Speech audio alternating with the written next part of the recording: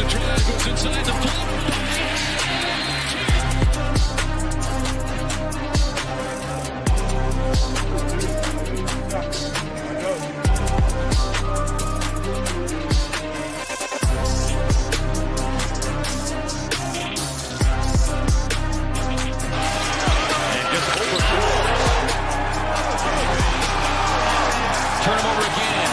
Scoops it up. Booker brings the boom. NBA Hardwood Show back on the Run Pure Sports YouTube channel here. Two-man booth with my guy DC, talking a little early NBA action here. 4-game slate on DraftKings here. They obviously got the late slate as well, the 2-gamer that they split up. 4 games lock in between 7:30 and 8, which is the main slate. And then that's what we'll be mainly discussing. And then they do have 2 games late that they have a nice late slate for. Maybe we'll touch on those 2 games too. We might as well, honestly. It's not that big of a deal. But DC, they gave us 4 games. I kind of like how they split it up too with the times. It makes it a lot easier for, swaps and DFS and stuff for people to kind of get all the news in that between 7 and 7:30 window. You're going to get all the news. So then you'll have time to react. We already have some of the news early, and I'm sure we'll get some news a little later, but I was like, this is a perfect slate. We're going to get most of the news probably before lock or right at 7:30 lock. So we'll be able to kind of hit on that in the Discord. But yeah, I think it was a perfect slate. I was like, screw it. Let's go on a little early, do a show here. And we got the late slate as well, which the guys have been crushing the late slate content that we've got. Big T, Rubio, Showdown Christine doing the showdown and 2-game late slate content over here. So that's been pretty awesome. I've seen some screenshots, and yeah, we're going to keep that rolling. But you ready to talk some ball, DC? Yeah, a little Tuesday matinee show for the people. And yeah, you don't have to, if you don't want to, sit by your computer tonight, right? We're going to get all that news, like you said, kind of in that half an hour to 1 hour period, quick, short slate with the games just half hour apart. So yeah, these are fun to play once in a while. And of course, you jump into those late slates, which I do think the edge might be bigger on some of those smaller late slates. It seems like it with building and all that stuff. So yeah, fun slates today. Ready to talk some ball. Yeah, definitely some fun slates. I have enjoyed the late slate myself. Got to shout out Isaiah here. Let's get it. I'm trying to ship while in the labor room. Can you guys show us how to use SaberSim the right way? First of all, Isaiah, we did a show on this. If you remember, we did a whole show. Rubio came on, who's our Saber go-to for all the questions, and he kind of broke down how he uses Saber, which, by the way, he won 300K. Yeah, you might want to watch that one because he won like 300K. He won 300K using Saber on the NFL slate. So different sport, but he used Saber to do it. And he came on, did a whole breakdown, and then he came back on at the end of the Up to Lock show to show everyone how to use the late swap feature. So I would definitely recommend going back and checking that video out. Obviously, you're in the labor room, so you probably can't do that right now, but it is still, if you remember, it's still available for you to watch. It was last Thursday. We did the NBA show for members only, and he broke that whole thing down. So you can still go back and watch those shows here. So yeah, I would definitely check that out. But also, congrats on soon to be father. So shout out to you, and hope everything goes well, healthy, happy, and maybe a shipper for you. New dad, DC. I'd be rooting for Isaiah. Yeah, I admire the dedication, grinding from the from the labor room. We don't have kids, so we don't know necessarily. Bro, that's kind of badass. If I ever have a kid, I kind of hope that I'm like Isaiah, where I'm like, hun, hold on. I just got to make this quick swap real quick before I hold your hand or rub your back or whatever I got to do while you push this kid out. I just got to take Giannis out. He late scratch. I got to switch all my lineups to Bobby Portis real quick, so give me a second. I feel like you got to win money to get away with something like that. So hopefully Isaiah finishes in That's the why I'm green. rooting for Isaiah, Yeah. because he better win money if he's doing this while the wife's like trying to push the kid out and everything like that. So Yeah, and I can't speak from experience, but from what I understand, babies and kids can be pretty expensive. So maybe a little extra in the account for Isaiah after tonight. yeah, well, that's why I'm rooting for Isaiah to ship. I hope you get first or second. If I can't get first, I hope you get first. But, I'd be okay you getting second and me getting first. But either way, it works. So, yeah. Before we get into the video, don't forget, guys, hit the like button on the video. If you enjoy these shows, smash that like, subscribe to the channel for all the free shows we do on this YouTube channel. And yeah, we're gonna break down this 4-gamer. We'll touch on the 2-gamer as well, DC, because why the fuck not? We'll do that after. For the people playing later tonight. But I think the first thing to talk about on this slate is we have a clear-cut top-tier stud that's kind of in a category of his own for fantasy in Giannis, and he's priced that way. We got the massive price at, well, what is he, 11.5 on this slate. The next highest priced guy is Tyrese Maxey at 9.9, and LaMelo Ball's third, and he got ruled out, DC. So I do feel like Giannis is going to be heavily owned on this slate. We already got some value in Charlotte with no LaMelo Ball, and we could get more. But also, the caveat to the Giannis thing, DC, as well, is Giannis is now probable. And this is a back end of a back-to-back. Giannis played yesterday. And we just never know in these situations with someone like Giannis. Giannis could be probable all day, and then all of a sudden, right before lock, DC, Giannis ruled out. We see it all the time. It happens all the time. They put him as probable just in case. And someone posted something in our Discord about like, I think Doc said something like, I think he's going to play or he should play, but we're not 100% certain right now or something like that. So he kind of like left the door open a little bit for like, don't be surprised if this happens. So that's the first thing we got to talk about here. Yeah, and he'll be really popular. I think higher than the 25% that Saber currently has him. And if he plays, obviously, just because, there's not that many other studs to spend on. Hold on. To clarify, that was from last week. So he did that last week before he got ruled out early. Okay, just thank you for clarifying that. For some reason, I thought that was today. But yes, that was from last week. And I could totally see that happening again. That's more my point of bringing it up. Yeah, and I think most players, when they're listed probable, it seems like, 90% plus chance of playing. But Giannis, like you said, it's a little different with him, especially with the midday downgrade, right? From not on the injury report to probable. Wouldn't shock me if he sat, and it would certainly flip the slate a ton.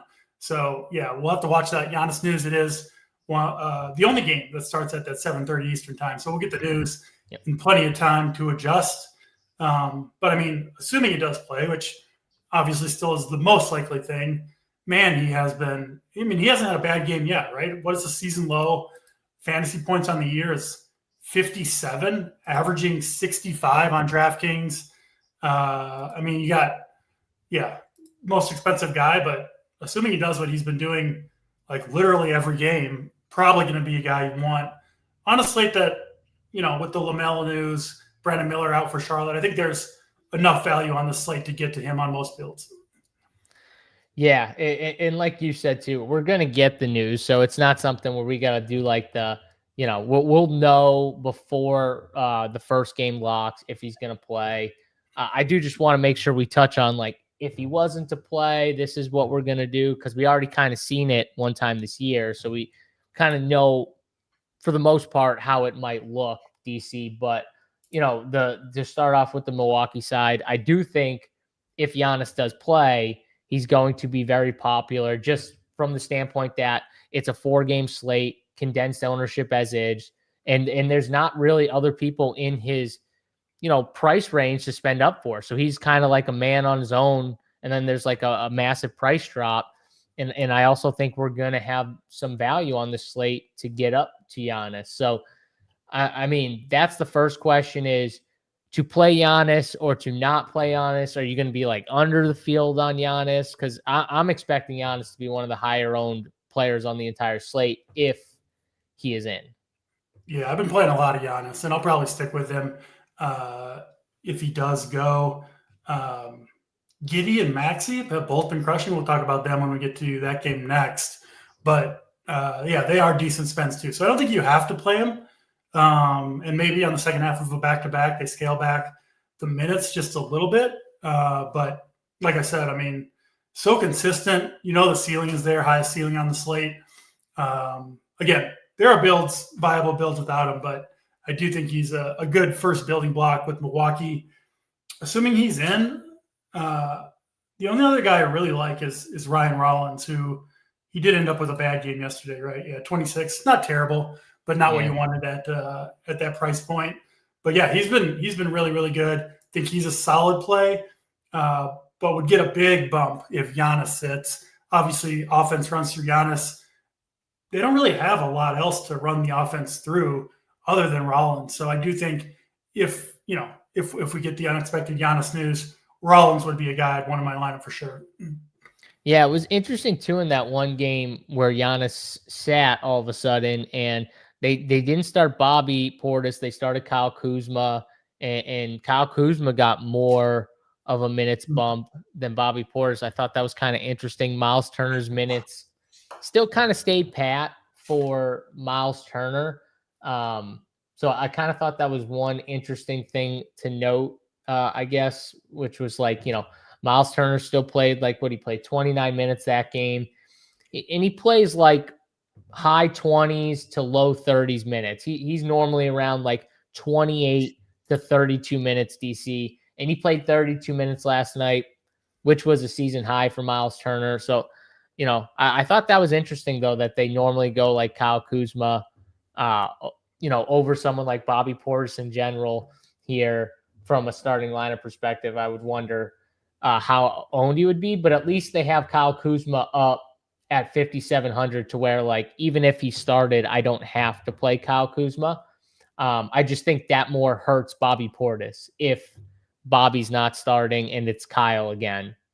Yeah, they seem to if Portis starts, he gets some minutes, but if he doesn't, they don't seem to extend his minutes too often off the bench. So good call there. I did have Portis on that Giannis night, which was ended up being pretty disappointing. But yeah, Kuzma would become in play. You could look at Portis. He's cheap, actually not cheap enough, 5,900 on DraftKings. I don't think you're going to get there. But yeah, we'll see with the Giannis news. Kuzma, Rollins, I think would be the two biggest beneficiaries if he does end up sitting. Yeah, it was Turner's revenge game. Yes, I did watch it. He got his 5 blocks. He got his 5 blocks. He doesn't go shoot crazy. the threes. It's insane. No. He's just not one of those guys.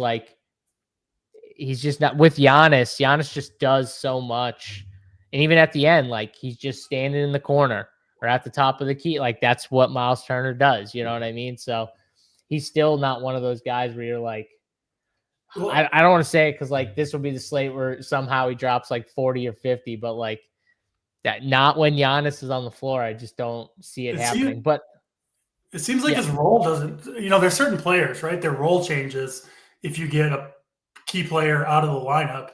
It doesn't seem like that's the case for Turner. He's just kind of stuck in his role no matter who's out there. So I would be cautious with him. Yeah. I mean, I also think Giannis being out there kind of gets him open looks a lot of times too. So when he's out, I think it's a little harder for someone like him who doesn't have as deep of an offensive bag at this point in his career, but can score. You know what I mean? He's just not as trigger happy.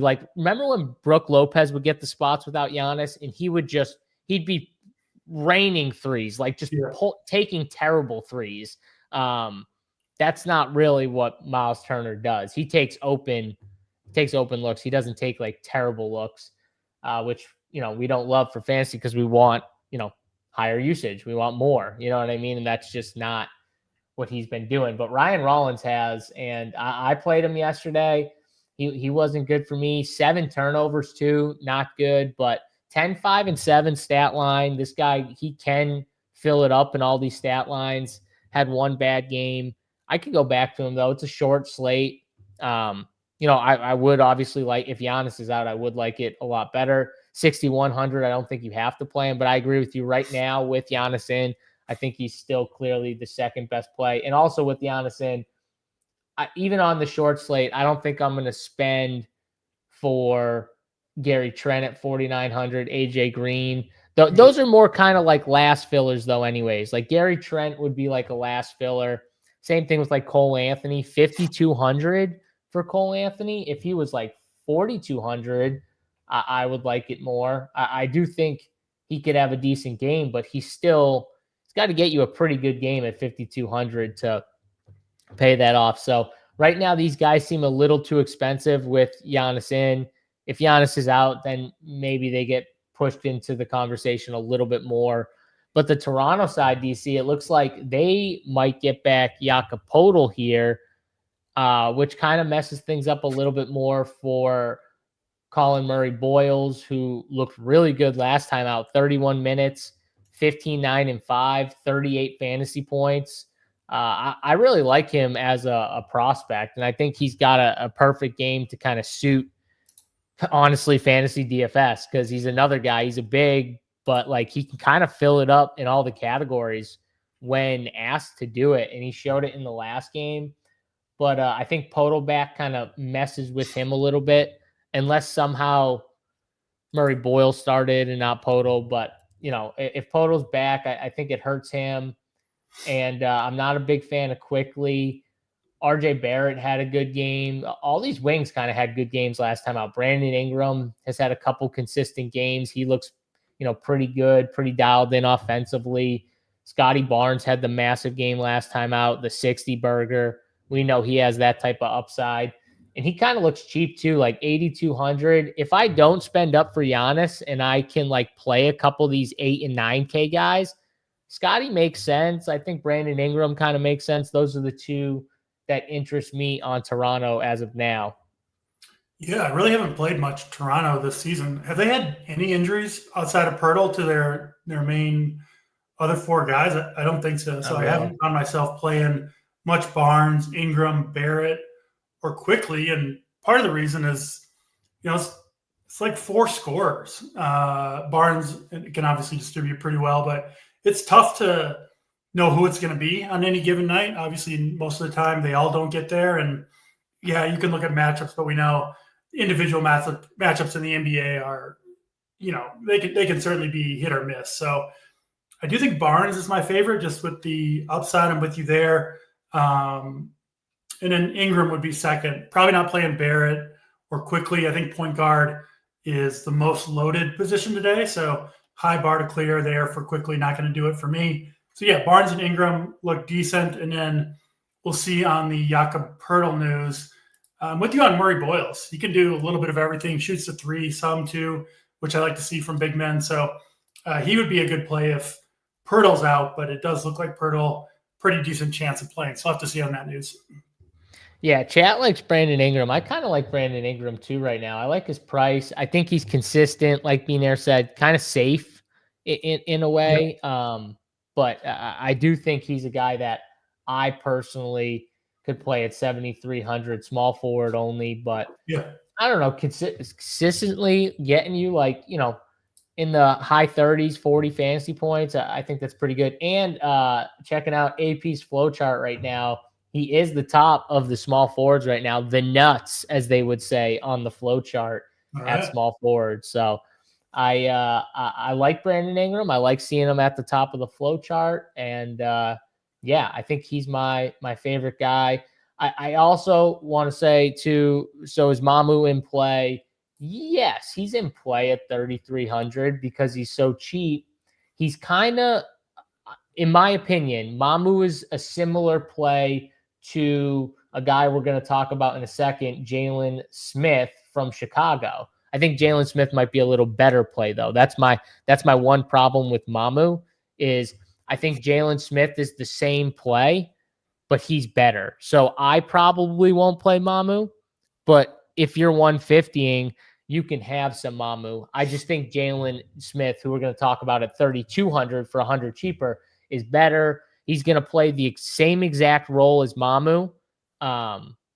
Yeah, it's just Mamu's going to be less owned. That's the difference there. And there's a couple other centers. I don't want to start jumping around to different games, but there's a couple other centers that I like a little more. So I won't be playing Mamu, but I get having him in the pool. I'm not going to play him. DC, are you going to play any Mamu? I like Jalen Smith better as well.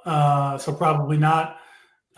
Could potentially, yeah, I mean, minutes seem pretty capped with him, 15 to 20. Again, not a bad play. I just like Smith at the same price point a little bit more.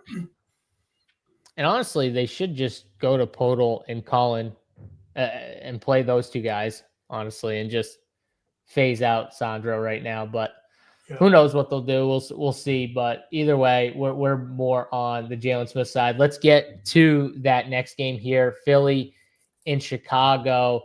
And DC, I mean, center as a position as a whole on this slate, not really the best position in my opinion. You know what I mean? I think there's some cheaper guys we can talk about because the top tier range, I mean, the top price guy on the slate, Nick Vucevic, who I would assume is going to be pretty popular at center or somewhat popular at center with how weak it is. But outside of that, like the inconsistency with minutes, you could run through all these other guys besides Vooch. Joel Embiid, 25 minutes is the most, and that was last time out. Porzingis, he hasn't gotten more than like 28 minutes, and I think they're going to keep him around there for right now. Okongwu, same thing when Porzingis is playing because they're kind of almost splitting the center minutes. Miles Turner, we talked about his minutes. Bobby Portis, same thing. My point here is, you know, all these guys have like kind of capped minutes, except, you know, Vooch plays the most. He gets in the 30s at least. Most of these other guys aren't getting in the 30s. But my whole point is to say, I think if we're considering all these other guys that I talked about, Porzingis, Okongwu, Turner on this slate, as gross as it sounds, I think you got to consider Joel Embiid on this slate as well at 7,600. So it's only a 4-game slate. This is the time to play him. He's not going to be heavily owned. I'm seeing 14% on Sabre. And honestly, I'd be kind of shocked if he got the 14%, even on a 4-game slate. And 25 minutes, who's to say he doesn't get an extra minute or two, DC, right? He's coming off of not playing in the last game. So he had a rest last game. This would be the spot too. Chicago kind of a little more up in pace. The Sixers have been, you know, kind of lower half in pace, but Chicago, you know, top 10 in pace right now. So pace up. I'm just saying it's not the worst thing in the world for tournaments to think about Joel Embiid. Yeah, should be a good game environment, right? A 240 total here, and Chicago just favored by about a point. So expected to be close, expected to be high scoring. Wasn't so long ago that you swore off Embiid. I think it was after opening night JSU, but it was after he absolutely owned me in opening night. Yes. Thank you for bringing that up, DC. So now I remember it in full, and then I got to look at Kevin R telling me how much I love Embiid, which is the funniest part about this whole thing because literally there's no one I dislike more outside of Cat in the NBA than Joel Embiid. Cat is number one. He's up here. Joel Embiid is like right here, just under Cat. But for JSU's top most disliked players in the NBA, I'm just saying it's a 4-game slate. That's all I'm saying. Yeah. 2 good games in a row for Embiid. I mean, maybe he's rounding into form a little bit, but I'll leave him to you. I'll find the extra 300 to get up to Vucevic and take my additional minutes. That's definitely not true. You can attest to that. I've seen DC play ball. That is definitely not true. Not pretty. It's not pretty. I've seen Joel Embiid on 2 bad knees. He's still at least stroking it. You know what I mean? He's not moving. He's just going to sit there and shoot over all of us. So yeah, Embiid still got me. Yeah, but yeah, give me Vucevic over Embiid. I think the 2 most interesting plays in this game are the point guards from either side. I mean, Maxey, you know, Sabres got him projected at 45 fantasy points. This guy's averaging close to 60 per game. Look at the minutes he's playing. I mean, he's averaging like 42 minutes a game. Doesn't seem like those minutes are going anywhere. A good pace up environment for a player like Maxey, who can get out and transition, can push the pace.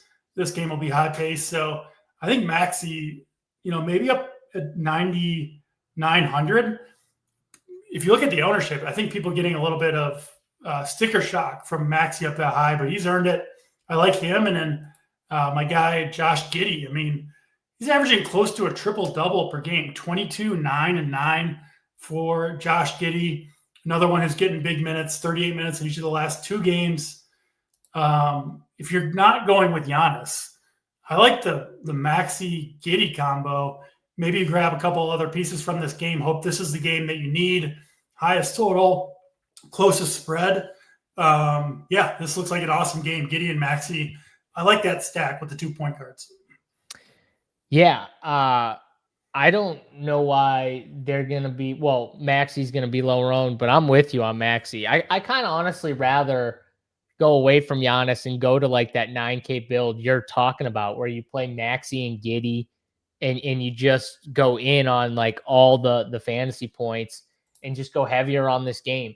I mean, I don't like cheapies from Philly. Jared McCain's going to be back. He's 5,800.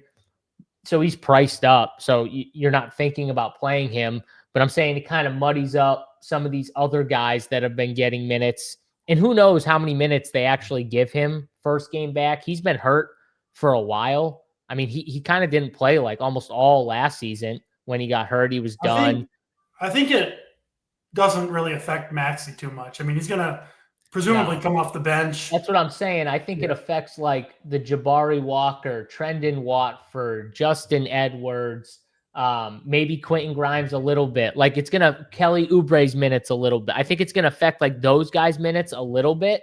Yeah. It's not going to affect Maxey or his stuff. I don't think so. That was more my point. Yep. So I'll stick with Maxey even with McCain returning. Giddey, Vucevic. I don't see a lot else on the Bulls that I love.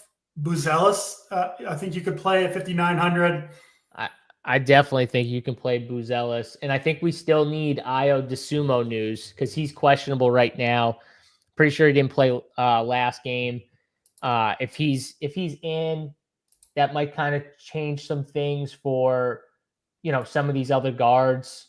If he's out, I think I'd be more on board for like the Kevin Huerter, Ray Jones's last pieces type plays. The Pat Williams, he's 3,600 to Pat Williams on a 4-game slate. But I do like Matas at 5,900. I think he's a pretty solid like mid-range play if you get down in the mid-range. That's my point though. There's like a lot of pieces in this game. And I feel like this is like one of the better. I think there's 2 games on this slate where I like game stacks, and this is one of them where I can just see playing, a bunch of Bulls and then maybe the stud Sixer guys, and then just finishing out my team, kind of that way. But we do definitely need the Ayo news, and we'll go from there. Also, too, speaking of this, DraftKings Tuesday nights, King of the Court night is back on DraftKings Sportsbook. So make sure you guys opt into that promo. One of my favorite promos is the King of the Court, and they're doing it every Tuesday night too for these slates. So pretty awesome promo. I love it. Giddey is definitely in consideration. Tony talked about it yesterday when we were on the Up to Lock show, but last Tuesday, Alexander Sarr almost won a boatload of people, like a bunch of massive bonus bets. Like I think it was like 9,000 in bonus bets or something like that. So he was very close to winning it. It ended up being like a massive chop with 2 of the studs, but he was only like 1 or 2 away. I feel like he was right up there on that slate. So, the likelihood is that one of Giannis, Tyrese Maxey, Josh Giddey, these top tier guys get it. But I will just say on slates like this, like you never know when like games just blow out and guys don't get to put up their full ceiling plays. And then these random guys go off. So I'm more in the camp DC where I want to play a random on these slates. And, last Tuesday, I was considering Jaquez. I ended up going Bam, but like Jaquez, I'm sure would have paid out a massive number. He didn't do like well enough, but he scored 30 something like actual points.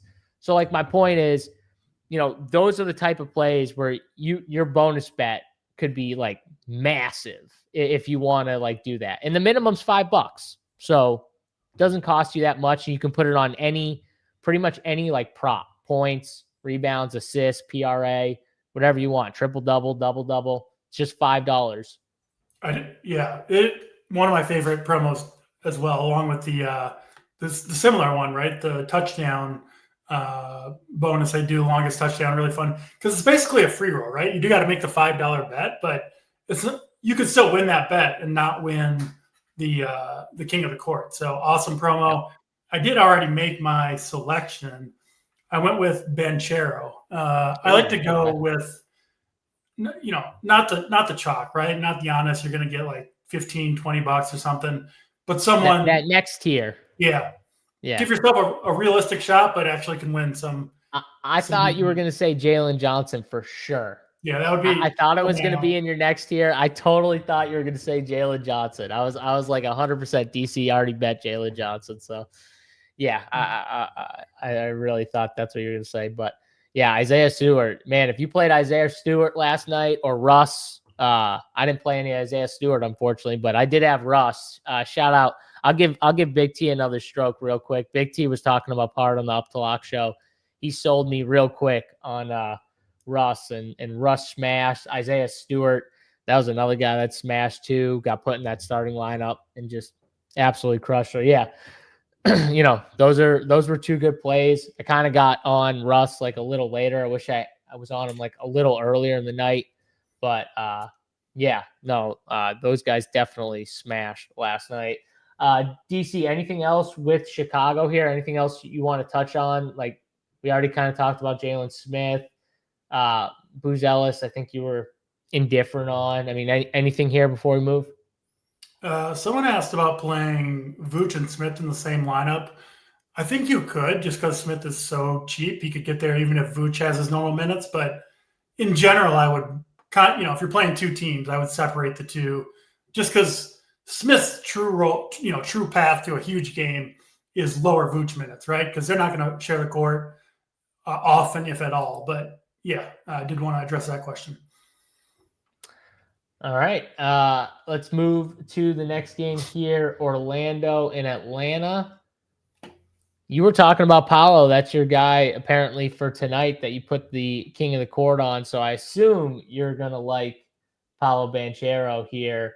What is he? 80 or 9,300 Paolo Banchero.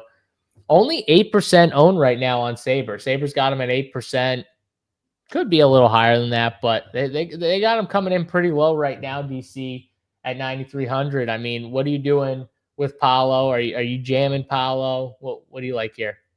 Yeah, well, one of the reasons I liked him for King of the Court is I saw the ownership was going to be much lower, which I assume will translate to King of the Court bets, right? I mean, obviously the projections are based off of stat lines, and people look at the stat lines when they're making their King of the Court selections. That's one reason I like Paolo.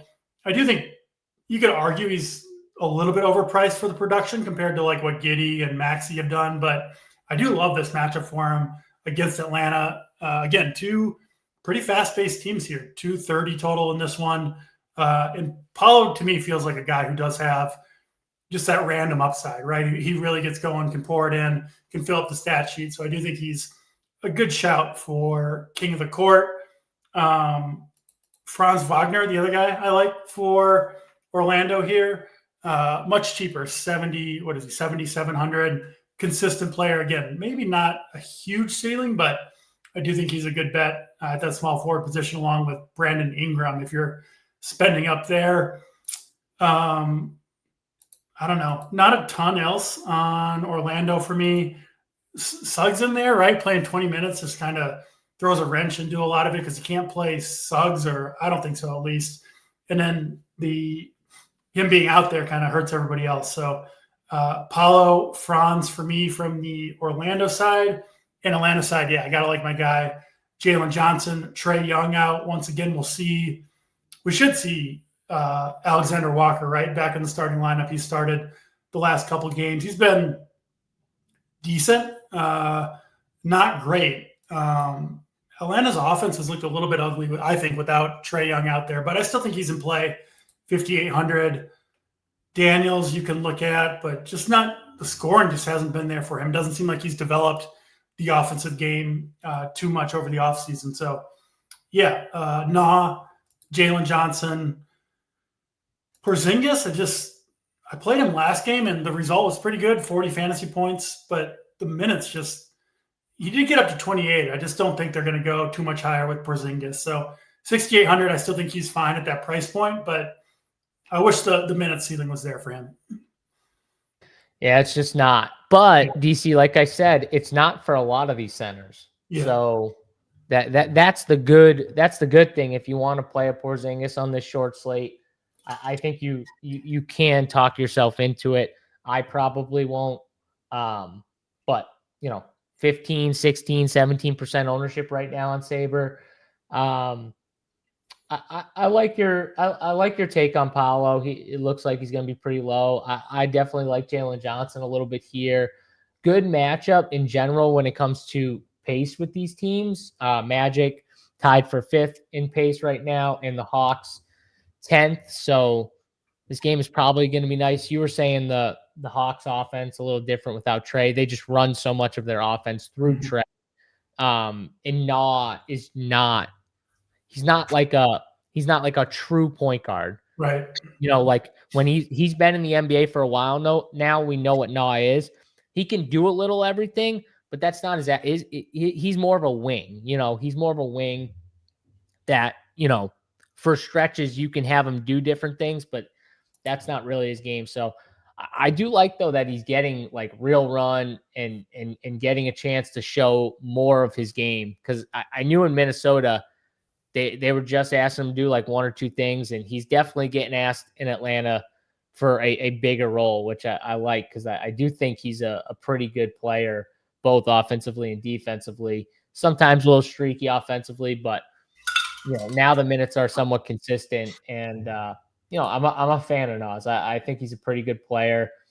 He seems kind of like a safe guy, DC. You want like 26 to 34 fantasy points. I think that's what he's getting you, somewhere in that safe range. I feel comfortable if I land on him as a last piece. I'm not going to force him in. Someone asked us about Ricochet at 4,500.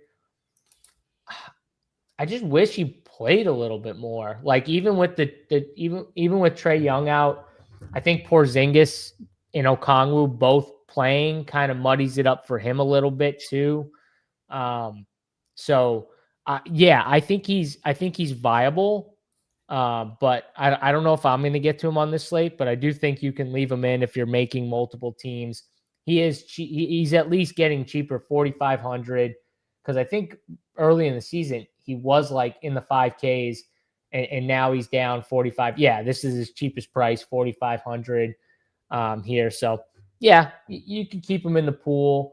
The Magic side, I the one guy it's sticking out to me, honestly, just because I talked about centers not that good, is Wendell Carter at 5,500. I think he's interesting here. You can play two centers. Another center that the minutes are, mainly low 30s to high 20s here, but he's 5,500, not 68 or 76. So I think he's in play in this matchup. And sneaky play, but I do think one guy that's looked really good this year has been Tristan Da Silva for the Magic, 3,900 for Da Silva. And he's had some pretty good fantasy games, and the minutes it's not like he's playing 30 minutes. He's getting between mainly 18 and 22 minutes, sometimes a little bit more, but I think he's interesting. DC is I would assume he's going to be pretty low owned kind of flyer. Yeah, Sabres got him at 7%. Yeah, I was thinking 5% or less for him, but I think he's someone in tournaments I'm going to keep in mind here. So that's what I'm looking at from Orlando and Atlanta. Definitely a good game from a pace standpoint. So yeah, I don't mind it here. Well, what do you think of the Silva call? I Do you like have it.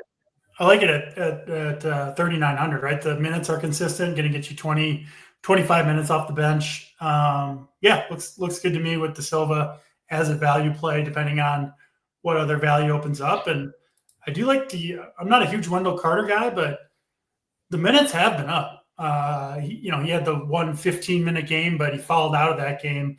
And he's actually had quite a bit of foul trouble in general and still playing right around 30 minutes most nights, which is up from last year for sure. So, yeah, might have overlooked him a little bit, but I do like that Wendell Carter call. Yeah. Problem with Risache for the Hawks, does nothing but score. You're 100% right. That's why when he was 5K, I was like, I can't get to him. He should be more like 4K too. And I think that's more your point. He might still be a little too pricey at 4,500. Maybe, he's a young player. He'll develop and get better, I'm sure. But just watching him play, he's super raw. Yeah, like super raw. Super raw. And those players, they're at minutes risk too, right? Like if they just don't have it. So yeah, I haven't been playing Risache and probably won't tonight. Yeah, I mean, and they've got like other guys that they're still like Luke Kennard, they're still playing a good amount. You know what I mean? Like that's the thing with this team. Like they still have other guys that they're giving, run to. It's not even, it's just Trae Young pretty much out. So it's not like crazy condensed to where they have to run Risache, 30 minutes or something like that, which sucks. So yeah, no, that's kind of why I don't want to play him if I don't have to, but I would still like keep him in the pool. I'm just not like over projecting Risache here in this spot, but it is a short slate. Let's get to the last game here where we already got news from pretty much one side of the coin in Charlotte. No LaMelo Ball, Brandon Miller's still out. And that's pretty big because those are their two big usage guys, DC. So everything kind of flips when you take, Brandon Miller, before he got injured, had a massive usage rating. I think it was close to the 30s, if I remember correctly. It's pretty high. And obviously LaMelo Ball is right up there as well. And now you take both those guys off the court and you've got Miles Bridges at 8,300, Colin Sexton at 6,700 for Colin Sexton. Right now, Con Knipple, who looked really good in the last game here and definitely can give you a good game at 5,500. I still think he's definitely not priced up enough to where he's like priced out. 5,500 in this spot. He could definitely get it done for you here. And then you got the centers. Kalkbrenner's had some games where he's looked pretty good, and Diabate, this is kind of another reason why when someone brought up Sandro, I was like, no, I think there's better centers. Like, I think Diabate is a better center. He's a little more expensive, but 3,900. Him and Kalk they're not exactly splitting center minutes, but it's closer to it than someone like Sandro or Jalen Smith, DC. Diabate is at least playing like either close to 20 or like low 20s, 22, 23 minutes. And so, you get a few more minutes out of someone like him. And New Orleans and Charlotte, both these teams pretty much right now, defensively just haven't been it. Defensively, they've been bad. So I think this is going to be a game that you could stack up. It's going to be a lot of offense and probably very little defense. And we're still waiting on Zion news. He's questionable with hamstring soreness. And Misi, who's also, I think, questionable as well. So that could open up even more value. And Fears is probably the highest owned value on the entire slate right now. And we could get more from this game. So it seems like a spot that a lot of people are going to attack tonight, but I kind of get it. Yeah, it makes sense to me too. Obviously, LaMelo, Brandon Miller out for Charlotte opens up a ton. They are priced up a little bit, the Charlotte guys. 6,700 for Sexton is not a must play. In fact, looks like he's not even projecting all that well. He's not projecting well at all right now. Which, if that stays the same and we get a low owned Sexton, which there's no way he's going to be this 4% owned. He's going to be higher than that. But If that projection stays low, I mean, yeah, it might change. It might change a little bit, but that's pretty. That's not a great projection right now for 6,700 Colin Sexton. But I agree what you're saying on the surface. I agree. He's someone you could over project a little bit, try and get some of, I mean, at I'm in 4%. on Sexton if he's going to be pretty low owned. Anything under like 15%, I think is a good play with Sexton. He's going to be the starting point guard here. 14 potential assists last game, 18 drives. Like he clearly was the key guy for Charlotte with LaMelo out. He didn't have a great game, right? 32 fantasy points. It was a blowout at the end. He lost some minutes. I would expect the 29 minutes to tick upward. I just think the upside is there, right? Sexton, I know he hasn't shown it a ton this season, but he is a good scorer. He can pass the ball. He's going to be the lead guard. And 6,700, low projection or not, there's no question in my mind he could put up 40, 45, maybe I think even 50 fantasy points is in his realistic range of outcomes. So I'm in on Sexton. Maybe this is a spot where you take the high price tag, play it to your advantage. I think he's got upside. Con Knuppel, again, getting up there a little bit in price tag, but he's been awesome for Charlotte. I do think he's an interesting play. And then Miles Bridges, the other kind of key guy for Charlotte, 2 good games in a row for him. Clearly takes on a bigger role with no LaMelo, no Brandon Miller. Again, priced up a little bit, but I do like Bridges a lot, especially if you're going for non-Giannis kind of mid-range type builds. And then, when you get to the centers, I prefer Diabate over Kalkbrenner, especially with the $1,100 discount. I mean, Diabate has just been a monster on the boards in limited minutes. Looks like the offensive game has developed at least a little bit. He's scoring at a decent rate. And in a game with no defense, he kind of needs that, I think, to score. So I like him quite a bit at 3,900, one of the many cheap centers. You could even play 2 cheap centers today, I think, if you wanted to go that direction. So give me Diabate over Kalkbrenner. It is interesting, though. I do think there's like hidden upside, JSU, when you get 2 centers that are generally splitting the minutes down the middle, because in any one game, right, due to foul trouble or one just outplaying the other, it can go like swing pretty heavily the other direction, 32 and 16 or something like that. Hard to predict when or if that will happen on any given game, but you do get some, I think, built-in upside that when you have like a guy, again, I like Maxey, but he's playing 40 minutes every single game, so there's no minutes upside beyond that. These centers that split the minutes, I do think you get, just additional upside on the minutes at a cheap price point. So I do like Diabate quite a bit. Yeah, I mean, I always think about, I guess on a short slate less, like I always think about it like, I'd prefer like to play one of them and hope they get the minutes upside. One gets in foul trouble or just isn't playing well, and the other one comes in is playing well, and they kind of ride him out a little bit more, because that's what you kind of get in these splits. It's not always 100% like this guy, you know what I mean, or this guy. Yeah. It's more like who's playing well. Okay, this guy's playing well. He gets an extra few minutes. You know what I mean? But I think that's what we have. The problem is this slate.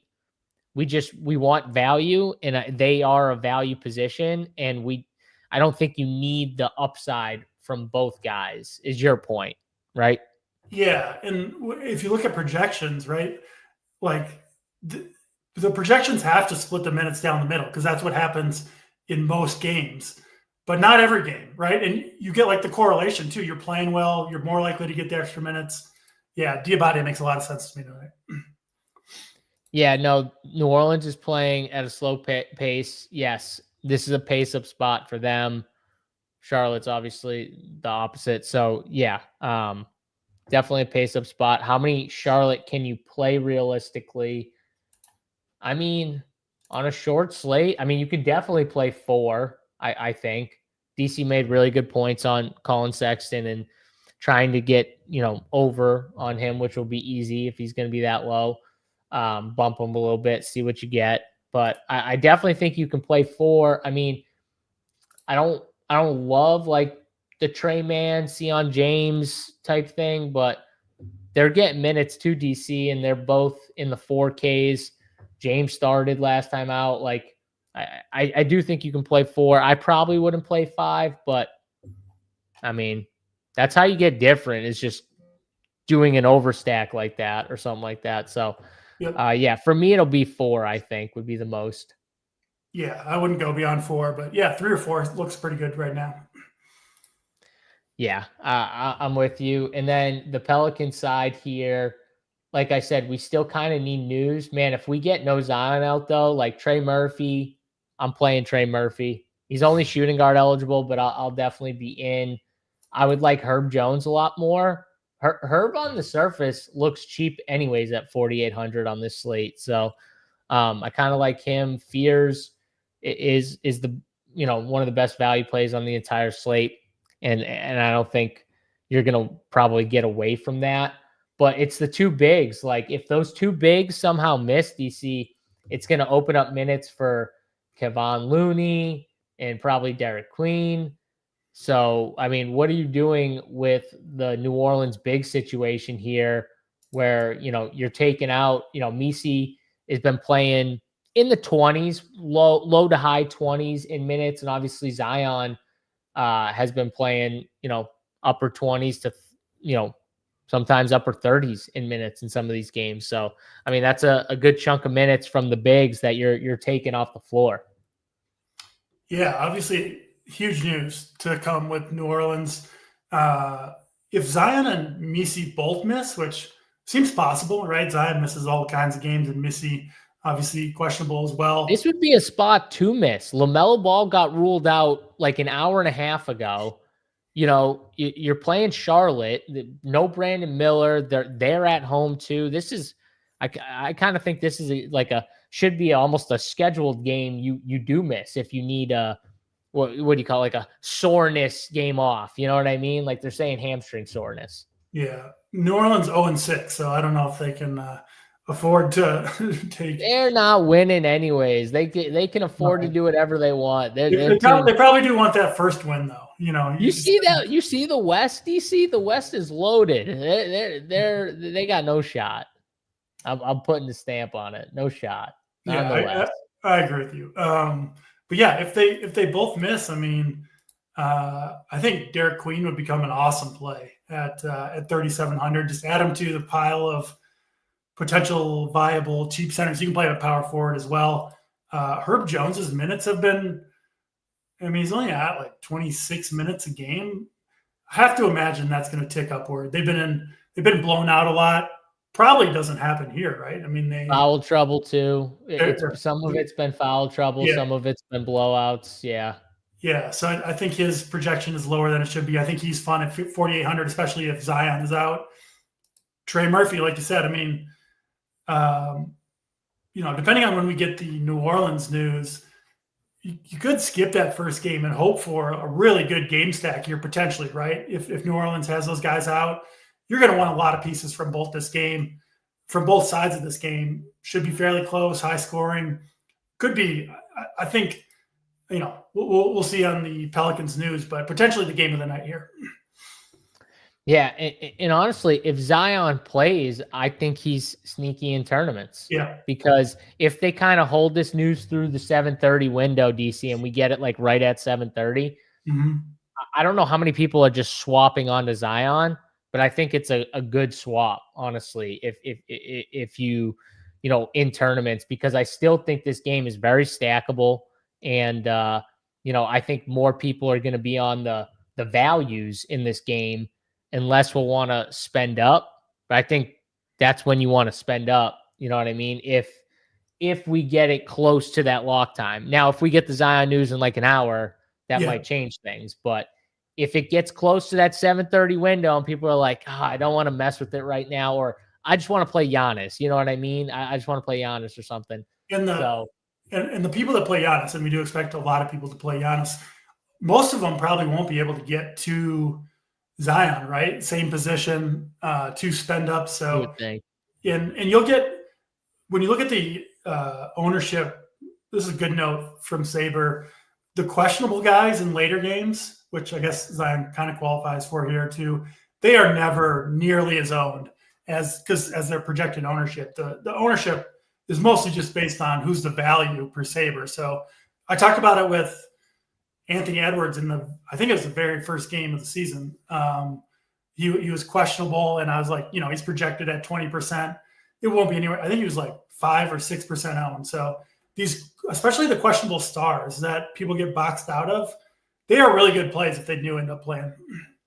Yeah, the only thing that might save him, DC, is only one game locks at 7:30, and then all 3 games lock at the same. That might be the only thing, because nobody wants to get stuck like that Anthony Edwards situation. I'm pretty sure it was a later game, and no one wants to get stuck in a situation where they have a stud and the stud gets ruled out and their options are limited with the stud. You know what I mean? Everyone's okay with the limited options with a value, because they're like, I can get, I can play, X player at 3,200. Big T says it all the time. He's like, he's 3,200. You know what I mean? Like, you don't need a ton from him. I played terrible shitters on slates, you know what I mean, that were just super cheap. But nothing's worse than playing a stud you either don't like or getting boxed into a position where you got a 2v2 swap because there's no one in his range, and you're stuck like going into the mid-tier and swapping off someone else that you'd been on all day. So no one likes being in that position where they got to do those things. But right now, Sabres got Zion at 17%. Yeah, I think that's fair. And honestly, I think he's a pretty damn good play if he plays. And if not, I mean, this game's going to be a great game if he's out and we get Misi out too. We're going to be able to load up on it for fantasy. So I definitely like it here. All right, that's all 4 games here. DC, let's pull up the late slate real quick. The late 2 games, because some people might be playing, in different spots where they've got all the games and on the main slate, and then some people might be playing these split slates on DraftKings here, which, I personally love the 2-game late slates. And we got Phoenix and Golden State here. News in this game, pretty much Jimmy Butler got downgraded to questionable. So that's pretty big news on the Golden State front here, DC. Obviously, though, it's a different slate, and we will get that news here before you have to even worry about it. But Jimmy Butler out would change things for Golden State. Pretty big deal, because I honestly thought on the surface he was a really good play, and I was thinking about playing him. And then I saw the downgrade, and I'm like, well, might not get that chance to play him tonight. Yeah, and he misses a fair bit of games too. Wouldn't be surprised if he missed. That would be my kind of expectation. Yeah, front end of the back-to-back for Golden State. Yeah. I bet Butler ends up sitting. And unlike most years, he's come out of the gates really strong. He's had a good opening couple weeks here for the Warriors, doing a ton for them, really in all facets, scoring, rebounding, distributing. So if he does miss, these other Golden State guys, I mean, Podziemski, I think, gets a really nice bump. Obviously, Curry to some extent. Kuminga, I think, would kind of pick up. They're both guys that can do a little bit of everything. So I would expect Kuminga to step into a bigger role. So big news for Jimmy Butler on the late slate or people playing over on the other site. I mean, I really think most of Golden State, their key guys, Kuminga, Podziemski, Curry, would all get pretty significant bumps if Butler does miss. So definitely news to watch on the late slate there. And then, on the Phoenix side, Royce O'Neal continues to get the job done most nights, up to 5,600. I still think he's a pretty good play with Dylan Brooks, and Jalen Green out. Obviously, dependent on Devin Booker for the scoring. He's been pretty solid, averaging close to 50 fantasy points a game to start the year. Can look at him. Warriors defense takes a hit too if Butler misses. So this game just gets better all the way around, both sides of the ball, if Jimmy is out. Yeah, I think the guys, if Jimmy's out, I think guys that get bumps would probably be Moses Moody and Quentin Post. One of those 2 guys would get probably thrusted into the starting lineup. And I think both of them become interesting plays on the late slate. I kind of like Moses Moody the most. So I think I could go that route if I wanted to. I wish Buddy Hield was getting more minutes, but he's just not right now. And Moses Moody and Post are cheaper, so I think I lean those two guys. And I agree with you, like Kuminga, Podziemski, those guys are all in play. Chef Curry, I could totally spend up for Chef Curry here on the slate if I want to. In the Phoenix side, I mean, still no Jalen Green, no Dylan Brooks. That's kind of the main news for them. And 5K Colin Gillespie sounds really gross, but he's been playing really, really well. And last matchup against the Spurs, I think, is like one of the worst spots for him because I think they wanted more size out there, or as much size as they possibly could with Wemby, and how they were guarding Wemby, where it was just like they were constantly helping and double teaming. And so they wanted like Ryan Dunn out there a little bit more for some size, and Royce O'Neal and these guys. But I think Colin Gillespie could legitimately, play high 20s minutes. He got 22 minutes last game. I think he could more like 27, 28 minutes, and could get up into the 30s in this spot with these guys still out against the Warriors. It's kind of like a better spot for them, especially if they go Draymond at the 5 here, DC. So, yeah, I kind of like him at 5K. I think Royce O'Neal is okay as like a filler piece, not someone I'm like really pushing into my lineups, but he fits. You know what I mean? I'll play some Royce O'Neal. And yeah, Grayson Allen's okay too as like a filler, but those are kind of the guys. I like the Golden State side better, but those are the guys I'm looking at from Phoenix. Yep, makes sense to me. All right, let's go to, we got this news at least. Clippers, Beal and Kawhi out. Thank you, Derek. So let's start first on the OKC side, and then we'll move to the Clippers side here. Mitchell, Dort, and Jalen with a Y Williams both are all questionable here, but they went through shoot around DC. You have to think that some of them play, or maybe most of them, if they're going through shoot around. You have to think some of these guys play. Maybe one sits or something like that. But they do get Chet Holmgren back, so that does help for them. Kind of messes things up, though, for fantasy. If all these guys end up playing DC, plus they get Chet Holmgren back, a lot of these guys are priced up from Chet missing multiple games being out. And now Chet is back, and Chet's 7,900, so you're not getting a price savings on Chet. And you're not really getting a massive price savings on any of these other guys, like Aaron Wiggins. Like Aaron Wiggins would get a bump if if Dort and Mitchell, or Dort and Jalen with a Y, if these guys were out, he'd get a bump. He's just like a little too expensive. So, I think you can obviously pay up for SGA. I don't know if I'm going to pay up for SGA, but I think he's a good play. The fact that Kawhi's out definitely makes Harden a lot better of a play. I kind of like Steph in the earlier game, but I could do it. I think Chet's interesting in this spot, honestly. It's kind of like priced up, but that might keep his ownership on a 2-game slate maybe a little in check, which I like. And Isaiah Joe has come out of nowhere after like missing the first 5 or 6 games, and in 24 and 27 minutes. First 2 games back, DC, 24 and 27 minutes, and he's given them 33 and 24 fantasy points. He has 4,300 though, but it's a 2-game slate. So I think him and Case and Wallace at 4,600 are both interesting value plays. Those are going to be the 2 guys I mentioned, outside of SGA and Chet, that I think are in play. Because like you said, we've seen the price increase for a bunch of these OKC guys, but it hasn't happened to Wallace for whatever reason.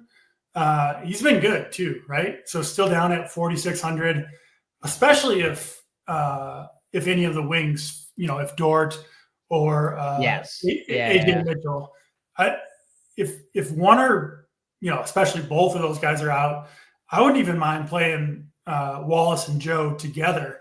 But we'll see on that OKC news. SGA, obviously a good play, just doing his thing, same as last year, right? Almost the same numbers. You know what you're going to get from SGA. Obviously a good play. And yeah, Kawhi out does help a little bit on the Clippers defense not being as good.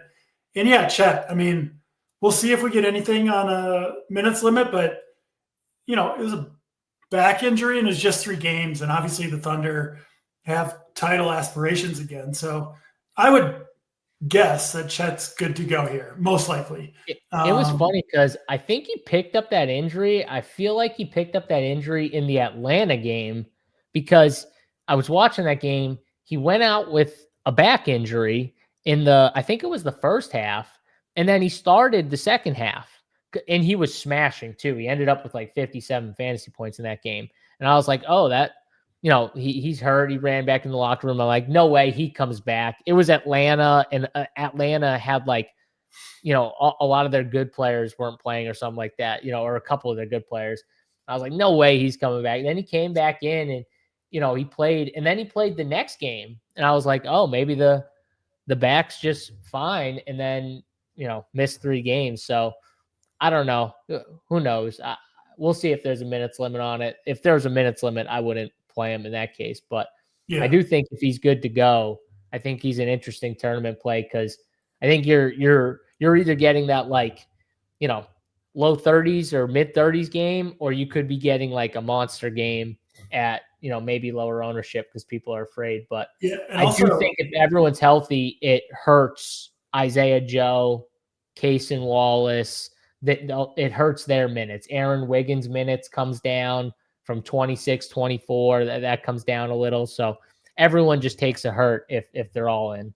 Yeah, and Jalen Williams, like you said, he did go through shoot around, so I think he's more likely to play than that. But if he misses, it is a nice bump for Hartenstein, right? Because those two kind of split the center minutes. And then Chet as well. I think you'd see some Chet at the 5 in this game because they really don't have another center that they play outside of garbage time other than Jalen Williams. So would be pretty big bumps, I think, to both Hartenstein and Chet if Jalen Williams does end up missing.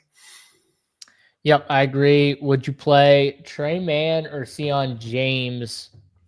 James probably plays more minutes for sure. I think Mann's the better fantasy player, though. So I'd probably go the Mann route if you're saying straight up. There is like a $700 gap, though. But if you're just saying straight up, I'd probably pick Mann because I think his ceiling's a little higher. Me too, but Mann's not super cheap. I would rather get the extra 2K and just play Sexton, who I think has the real upside. Yep. All right, the Clippers side here, which is the side everyone wants to hit on. No Kawhi, no Beal, which, I mean, let's be honest. Beal's, he's been playing a little bit, but really hasn't been doing shit. But Kawhi is definitely big news. Him being out, that's going to open some stuff up here. And coming off some pretty monster games for fantasy, 61 and 50 for Kawhi. It's going to open up a bunch of looks for some of these other guys, DC. Derek Jones already looks cheap, 3,700. I think it makes him a better value play on this slate. Someone said, is it finally boggy time, or is that, I forget who said that, but I don't know if it's a boggy time. I don't know there, Hobbs. I don't know my guy, but yeah, I mean, he's cheap. He's 3,100. Chris Dunn is up there, 3,600. I think he's another interesting value. John Collins, 4,900. All these guys honestly look pretty good, DC. They look pretty cheap. Who's your 2 guys you're like bumping with this news? I think it's got to be Harden, number 1. Tough matchup here against OKC, but like they just don't have much else in terms of offense, right? I mean, if you look at like the wing, Boggy and Batum, Derek Jones Jr., like Chris Dunn is not a scorer. Like I just think Harden gets a big bump in his role here and potentially has a huge game. I think they'll need him to compete with OKC here. So Harden, definitely number 1. I don't know what to do. Like CP3 could potentially play more minutes here, but it's hard to click on the corpse of CP3 even at 3,500. And then, yeah, I think Derrick Jones Jr. is pretty clearly the primary beneficiary from Kawhi being out. I just think, given their other options, they're going to need him out there for 30 plus minutes. He's 3,700, playing pretty well. Looks like an awesome play to me.